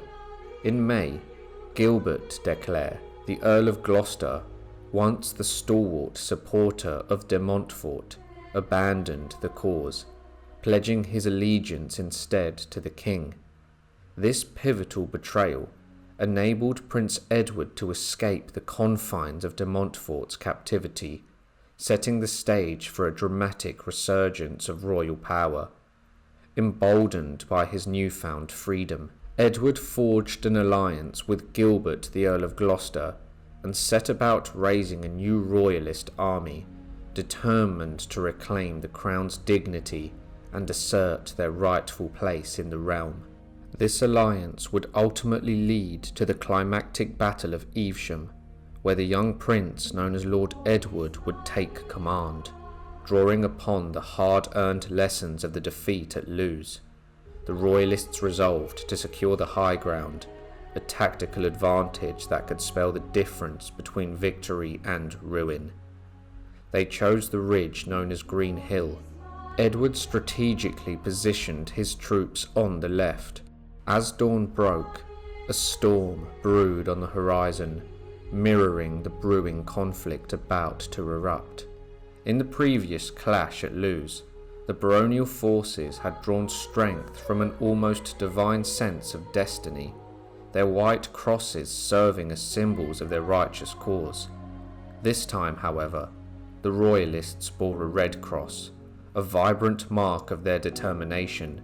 One chronicler noted that upon witnessing the advance of the royal troops, de Montfort scoffed, exclaiming, "They have not learned that for themselves, but were taught it by me," his arrogance blinding him to the shifting tides of loyalty. The opposing forces were estimated to number around 5,000 for the baronial side, against a staggering 10,000 royalists. Facing such unfavourable odds, de Montfort resolved to concentrate his efforts on the centre of the enemy's front, hoping to carve a wedge through their ranks. His tactics, initially promising, soon faltered as the royalists regained the initiative. With fierce determination, the flanks of Edward's army began to encircle de Montfort's, cutting off any avenues of escape and sealing their fate. As the battle unfolded, the landscape became a tapestry of chaos and carnage. Confronted by a force nearly double his own, de Montfort found himself trapped on unfavourable ground, the tide of battle swiftly transforming into a massacre. The royalists fought with a vengeful spirit, their memories of defeat fueling their anger and desperation. Despite the cries for mercy and attempts to surrender, the baronial rebels faced a brutal end, their lives extinguished rather than offered the mercy of ransom. a brutal break from the chivalric traditions of the time. What transpired on the battlefield would echo through the ages, as an episode of noble bloodletting unprecedented since the Conquest. De Montfort's son Henry fell first, a grim reminder of the stakes at play. In the thick of the melee, Simon de Montfort himself was unhorsed, fighting valiantly until the bitter end. His body was not spared. His head, hands, feet, and testicles were severed, a brutal fate befitting the once great leader who had dared to challenge the crown. As the dust settled, the remnants of de Montfort's forces lay dead on the battlefield, and the weight of this day would echo through the annals of history, marking a decisive turning point in the epic struggle for power within the kingdom. The saga of de Montfort, a tale of ambition, betrayal, and bloodshed, would be forever etched in the chronicles of England, a stark reminder of the precarious balance of power and the relentless tides of fate. To the Royalists, Edward emerged not merely as a prince, but as a hero and warrior, a symbol of loyalty and bravery in a kingdom that had weathered the storm of treachery. In the annals of history, he would forever be remembered as the loyal champion who stood against the tides of rebellion, restoring the honour of the crown and securing the future of the realm. Due to this, Edward was made the steward of England and began to exercise influence in the government. From being estranged from his father some 10 years before, he had become his father's saviour. Despite this, he was little involved in the settlement of negotiation following the wars. His main focus was on planning his forthcoming crusade. Prince Edward had matured into a formidable military commander, poised to lead a bold expedition that would become known as the Ninth Crusade. On the fateful day of June the 24th, in the year 1268, in a grand and solemn ceremony, Edward pledged his life and honour to this noble cause. Edward's forces were a blend of valiant warriors, comprising 225 knights, supported by a contingent of infantrymen and archers, totaling fewer than 1,000 men. This band of crusaders were determined to stand against the tide of adversity in a time when the Christian presence in the Holy Land was fragile. Jerusalem had fallen to the Muslims in the year 1244, leaving the Kingdom of Jerusalem's heart now beating in the city of Acca. The Muslim states, unified under the formidable leadership of Sultan Baybars of Egypt and Syria, were on the offensive. Sultan Baybar's reign heralded an era of Mamluk supremacy in the eastern Mediterranean, showcasing a military prowess that would all but extinguish the Crusaders' foothold in the Levant. Under his command, the Mamluks not only repelled threats from both Crusaders and Mongols. In the year 1268, Baybars captured Antioch, obliterating the last remnants of the Principality of Antioch and solidifying Mamluk control on the northern front, which cast a long shadow over the small Crusader county of Tripoli. With the support of both royal and papal authority, Edward donned the symbol of the Crusaders' cross on that momentous day, ready to gain glory. When King Louis IX of France mustered a grand army with intentions to strike at the heart of Egypt, fate twisted its course, leading him instead to Tunis, where he would succumb to illness in the year 1270. Edward and his brother Edmund prepared to join this crusading endeavour in Tunis, yet their plans were repeatedly delayed through summer months. King Henry III of England wavered in his decision to participate, ultimately opting to remain in England on the council of his advisors. On August the 20th, in the year 1270, the Crusaders finally embarked from Dover, embarking on a journey fraught with uncertainty and peril. In a striking departure from the norms of the age, Edward's beloved wife, Eleanor of Castile, chose to accompany him, refusing to be parted from her husband as they ventured into the unknown, their fates intertwined. Thus, with hearts ablaze and spirits undeterred, they set sail determined to reclaim the sacred lands and restore honour of Christendom amidst the gathering storm. Edward travelled slowly through France. He went from there to Sardinia, where he waited a month before crossing to Tunis. On the fateful day of November the 18th, Charles of Sicily granted Prince Edward a safe conduct, allowing him to remain on the sun-kissed shores of Sicily while he contemplated the next chapter of his epic journey. Edward resolved to press onward to the Holy Land, determined to lend his strength to Bohemond VI, the valiant Prince of Antioch and Count of Tripoli, in their desperate struggle against the encroaching Mamluk threat that loomed over the remnants of the Kingdom of Jerusalem. After many trials and tribulations, Edward finally reached the storied city of Acre on May the 9th of the year 1271, arriving with a fleet that comprised 8 majestic sailing vessels and 30 agile galleys. Yet, as he gazed upon the landscape, he quickly realized that the forces at his command were insufficient to confront the Mamluks in open battle. Determined not to cower in the face of adversity, Edward opted to launch a series of daring raids. His forces captured the town of Nazareth, igniting a campaign of skirmishes that would burn the fields and homes of the enemy. Yet, despite their bravery, the results were meagre, and the relentless heat claimed some of his weary men. However, hope flickered anew with the arrival of reinforcements from England and the valiant Hugh III of Cyprus, led by Edward's younger brother Edmund. December of the year 1271 brought a tempest of action, as Edward and his men heroically repelled a fierce assault on Acre, launched by the formidable Baybars. Though Baybars ultimately abandoned his siege of Tripoli, the reasons for his retreat remained shrouded in mystery, a reminder of the unpredictable tides of war. Edward would make an attempt at a Franco-Mongol alliance, sending an emissary to the Mongol ruler of Persia. His plan bore fruit, instigating a formidable assault as 10,000 horsemen raided in Aleppo, devastating the surrounding lands. Yet, like a fleeting shadow, the Mongols did not linger in the land of promise.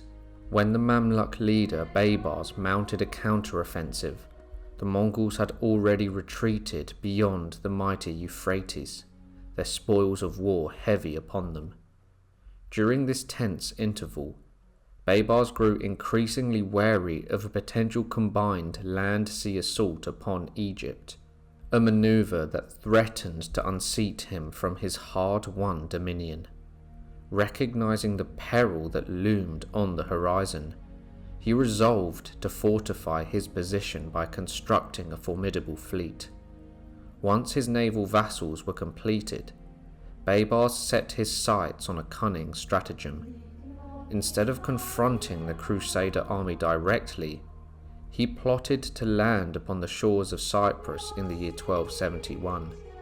His aim was to lure Hugh III of Cyprus, the nominal king of Jerusalem, and his fleet away from Acre, thereby isolating Edward and the rest of the Crusaders in the Holy Land. Under the cloak of deception, Baybars disguised 17 war galleys as humble Christian vessels, launching a surprise attack on Limassol, which is a city in Cyprus. However, in the tumultuous naval engagement that ensued, the Mamluk fleet met its doom and were forced to retreat, their ambitions thwarted by the tides of fortune. In the wake of this stroke of luck, Prince Edward recognized the necessity of forging a united front to reclaim Jerusalem from the clutches of the Mamluks. Understanding that internal strife within the Christian realm could spell disaster, he stepped forward as a mediator between Hugh III and the hesitant knights of the Ibelin family of Cyprus, who viewed the situation with a wary eye. Meanwhile, Edward and Hugh engaged in delicate negotiations with Baybars, crafting a truce that would span 10 years, 10 months, and 10 days. This historic accord was reached in May of the year 1272. Almost immediately following the signing of the treaty, Edmund, Edward's loyal brother, set sail for England, leaving Edward behind to observe whether this fragile peace would endure. The following month, a shadow of treachery descended upon Edward, heralded by a bold assassination attempt. On a fateful night in June of the year 1272, beneath the storied ramparts of Acre, the English Prince Edward and his cherished wife Eleanor were sleeping. Their peaceful slumber was abruptly disturbed by the arrival of a spy, a man who had once been a Muslim but had converted to Christianity, serving Edward since his arrival in the Holy Land. Edward, roused from his dreams, emerged from their chamber clad in only his undergarments, his heart quickening with both curiosity and caution as he summoned the spy to present himself. What transpired next, as chronicled by the esteemed Templar of Tyre, was a harrowing clash that would echo through the annals of history. The Saracen met him and stabbed him on the hip with a dagger, making a deep, dangerous wound. Then, Lord Edward felt himself struck, and he struck the Saracen a blow with his fist on the temple, which knocked him senseless to the ground for a moment. Then Lord Edward grabbed a dagger from the table which was in his chamber, and stabbed the Saracen in the head and killed him. Yet, even as the echoes of violence faded, danger loomed large, for the assassin's dagger had been smeared with a lethal poison. Officials and healers rushed to the prince's side, their hearts pounding with urgency. What followed is a tale woven with varying threads, depending on the chronicler. One account speaks of Eleanor, her love and bravery shining through the darkness, as she heroically sucked the poison from Edward's wound, risking her own life for his. Another version recounts the arrival of an English surgeon, who with grim resolve began to heal the infected flesh around the wound. Whispers of conspiracy swirled the air, and speculation arose regarding the mastermind behind this audacious assassination attempt. Some pointed to the Sultan, while others whispered of the enigmatic Ismaili leader known as the Old Man of the Mountains, a figure steeped in legend and mystery. However, the true menace facing the Mamluk state did not arise from the Crusaders, but rather from the relentless advance of the Mongols. Edward's alliance with the Mongols may have provoked the Sultan, prompting him to dispatch assassins against the prince. Alternatively, the Old Man of the Mountains may have sent one of his devoted followers to eliminate Edward, incensed by the prince's disruption of the region. The true motives of the assassins remain shrouded in the mists of time, lost to history. But the attempt on Edward's life and the lingering effects of the poison left him weakened and vulnerable, ultimately persuading him to abandon his campaign, his dreams of glory dimmed by the spectre of betrayal. It was not until the 24th of September of the year 1272 that Prince Edward departed the storied city of Acre, the final stronghold of the Crusaders' Holy Land. His journey led him to the shores of Sicily, where the vibrant Mediterranean air was heavy with the weight of destiny. It was there, amid the bustling life of the island, that Edward received the heart-treading news of his father's death on November the 16th. The sorrow struck him like a thunderbolt, a sorrow that pierced through the armour of a seasoned warrior. Yet, rather than rush home to his grieving kingdom, Edward chose to embark on a deliberate and measured journey northwards, his heart heavy with loss, but his resolve tempered by the remnants of the poison coursing through his body. His journey was not marked by haste. Instead, he navigated through the landscapes of Italy, reflecting on the legacy of his father and the responsibilities that now awaited him. It was not until the 2nd of August of the year 1274, nearly 2 years later, that Edward finally set foot on English soil. The 35-year-old prince, now a battle-hardened king, bore the mark of both conflict and maturity. On the 19th of August, he ascended to the throne in a solemn coronation ceremony at Westminster Abbey, accompanied by his devoted queen Eleanor. Yet, as the golden crown was placed upon his head, Edward, filled with a sense of purpose, removed it immediately, proclaiming to those gathered that he would not don it again until he had reclaimed all the crown lands that had been surrendered during his father's reign. In the tumultuous aftermath of the Barons' War, Llewellyn ap Gruffydd found himself in a position of precarious advantage, basking in the glory of his title as Prince of Wales.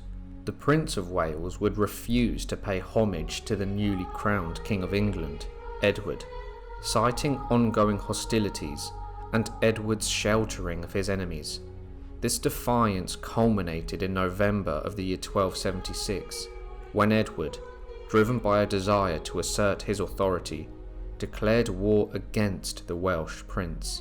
Support for the prince, however, proved to be waning among his own countrymen, a harbinger of the struggles to come. In July of the year 1277, Edward launched a formidable invasion, commanding a vast force of 15,000 men, including 9,000 Welshmen compelled to serve under his banner. The campaign unfolded not in grand, sweeping battles, but rather in a series of calculated manoeuvres that left Llewellyn with no choice but to surrender, recognizing the futility of further resistance. Yet the conflict between Edward and the Welsh would soon reignite, this time driven by deeper currents of national identity and the fierce desire to uphold traditional Welsh law. In the year 1282, the conflict morphed into a struggle for the very soul of Wales, ignited by abuses within the English legal system that sought to depossess prominent Welsh landowners, many of whom had once opposed Edward's rule. For the Welsh, this was a fight for survival. For Edward, it transformed into a war of conquest. The tragic fate of the Prince of Wales culminated at the fateful Battle of Orwin Bridge, where he fell, his life extinguished in the chaos of conflict. His severed head was paraded through the streets of London as a grim trophy. With the organised resistance to English rule shattered, Edward turned his attention to reshaping the very landscape of Wales, erecting formidable fortresses that would serve as new centres of civil and judicial administration. This architectural renaissance heralded the introduction of arrow slits in castle walls across Europe, drawing upon Eastern influences and marking a significant evolution in military architecture. By the 1280s, the relationship between England and Scotland stood at a remarkable crossroads of relative harmony. Unlike the bitter strife that characterised the Welsh confrontations, the issue of homage was a more amicable affair. In the year 1278, King Alexander III of Scotland paid homage to Edward, but it was a gesture confined solely to the lands he held in England. Alexander did not recognise Edward as Scotland's overlord, fostering a cordial relationship between the two crowns. This semblance of tranquility was shattered with the untimely death of Alexander in the year 1286.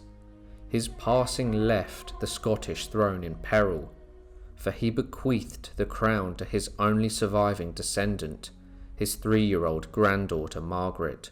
By the time she set sail from Norway for Scotland in the autumn of the year 1290, Margaret had blossomed into a spirited 7-year-old. Yet, fate dealt a cruel hand. She fell gravely ill during her journey, and tragically succumbed to her illness in Orkney, leaving Scotland without an evident heir and plunging the nation into a storm of uncertainty, known as the Great Cause. Amidst this chaotic backdrop, as many as 14 claimants emerged, each vying for the vacant throne. However, the most formidable contenders were John Balliol and Robert de Bruce, the 5th Lord of Annandale.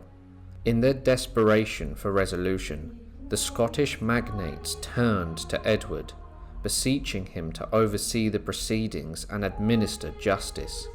Yet Edward, ever the astute ruler, insisted upon being recognised as Scotland's overlord, a demand met with reluctance and defiance from the Scots. They countered that in the absence of a king, no one held authority to dictate such terms. The stalemate was ultimately circumvented when the claimants agreed to surrender the realm to Edward, awaiting the emergence of a rightful heir. After a lengthy and contentious hearing, a decision was rendered in favour of John Balliol on the 17th of November in the year 1292. Yet, even as Balliol ascended to the throne, Edward's iron grip on Scotland tightened. He summoned Balliol to appear before the English Parliament, demanding military assistance against France. This overreach proved unacceptable to the Scots, who, in a bold display of resistance, forged an alliance with France and launched an ill-fated assault on Carlisle, determined not to fight for an English king. By the year 1296, Edward's patience wore thin, culminating in the ruthless sack of Berwick. The town fell under his siege, its citizens powerless against the onslaught.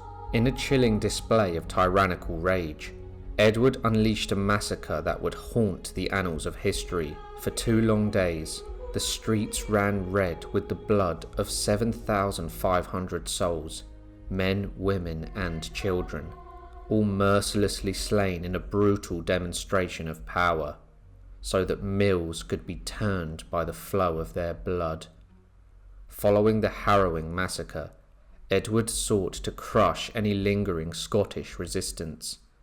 The Battle of Dunbar soon followed, where the remnants of Scottish defiance were effectively extinguished. Edward, in his unrelenting pursuit of dominance, seized the fabled Stone of Destiny, an ancient relic revered as the coronation stone of the first kings of Scotland. This cherished artifact, steeped in legend and pride, was transported to Westminster and placed within what would come to be known as King Edward's chair. With the throne now firmly in his grasp, Edward deposed Balliol, imprisoning him in the Tower of London, while installing English officials to govern the conquered lands.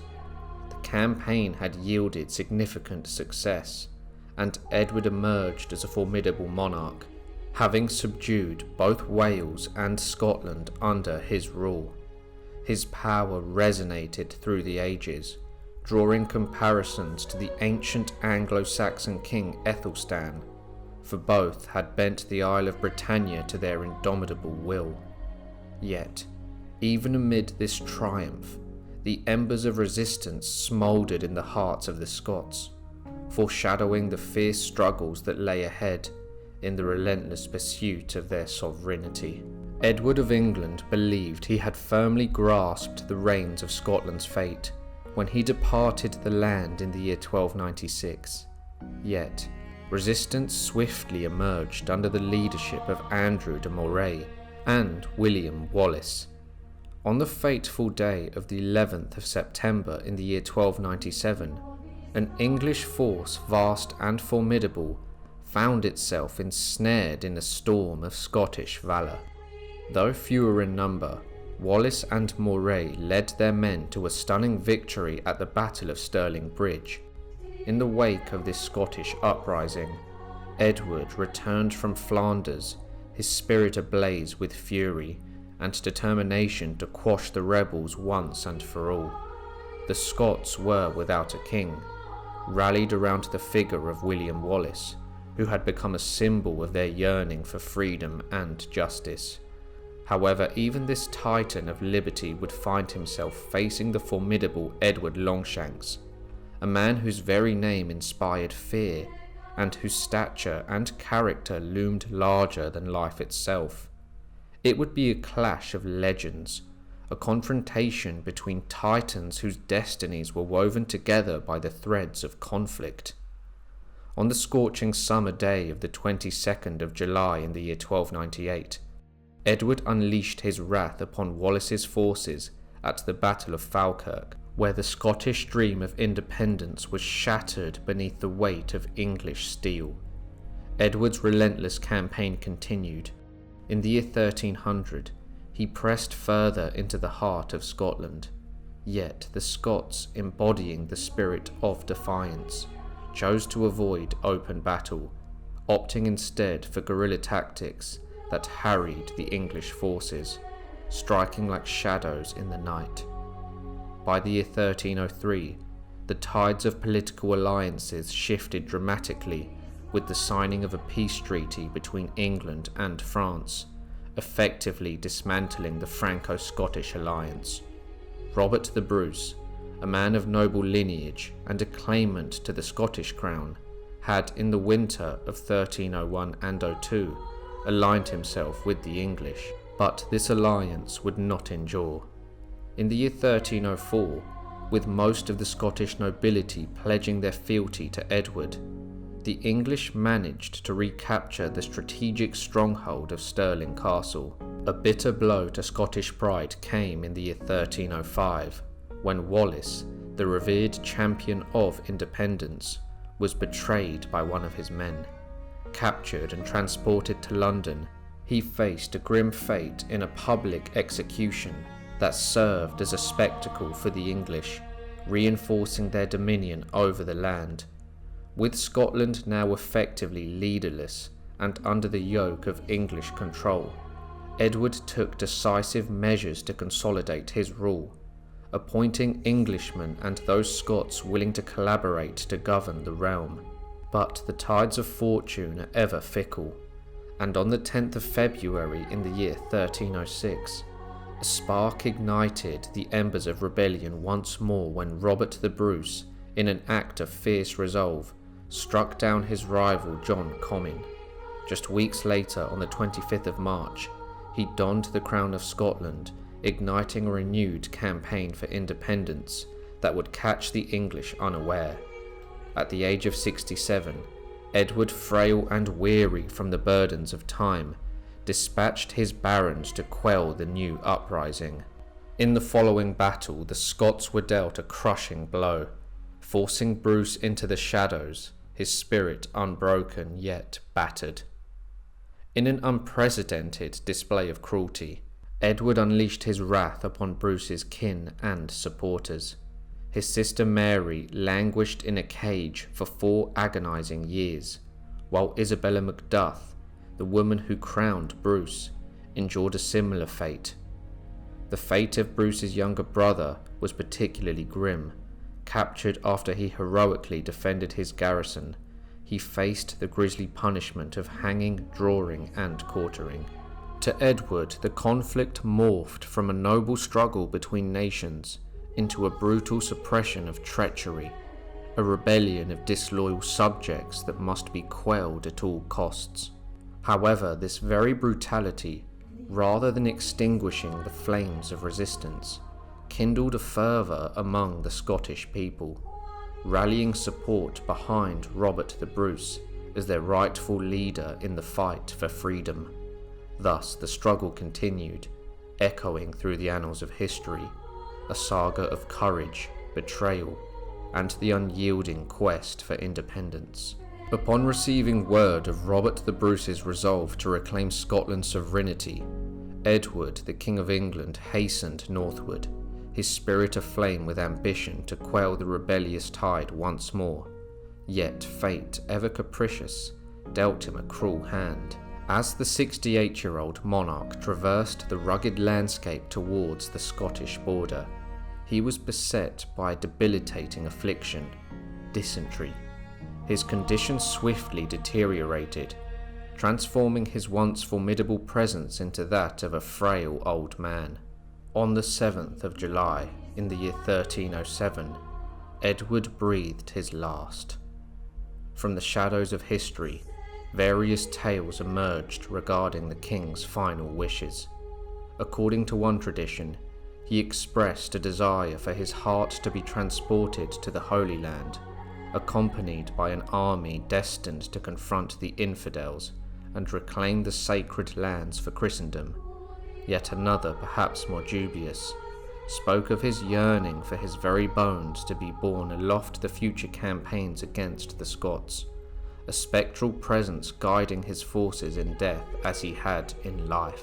Throughout his reign, Edward was known for his nature, a man of fierce temperament who could instill both awe and fear in the hearts of his subjects. One harrowing tale recounted how the Dean of St. Paul's, emboldened by the matter of taxation in the year 1295, collapsed and perished upon entering the king's presence, succumbing to the sheer force of Edward's imposing stature and intensity. In his earlier days, Edward's contemporaries viewed him as a figure of formidable prowess, alike to a leopard, an emblem of power and unpredictability. Yet beneath this fierce exterior lay a more tender side.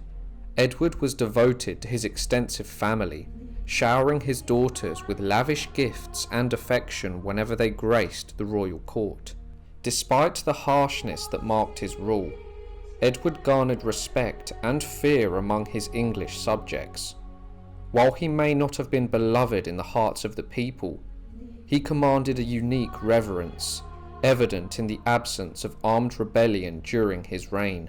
The legacy of his father had left the kingdom vulnerable, but Edward, a soldier king in every sense, rebuilt England's military might with the tenacity of a warrior, reflecting the very persona that defined him.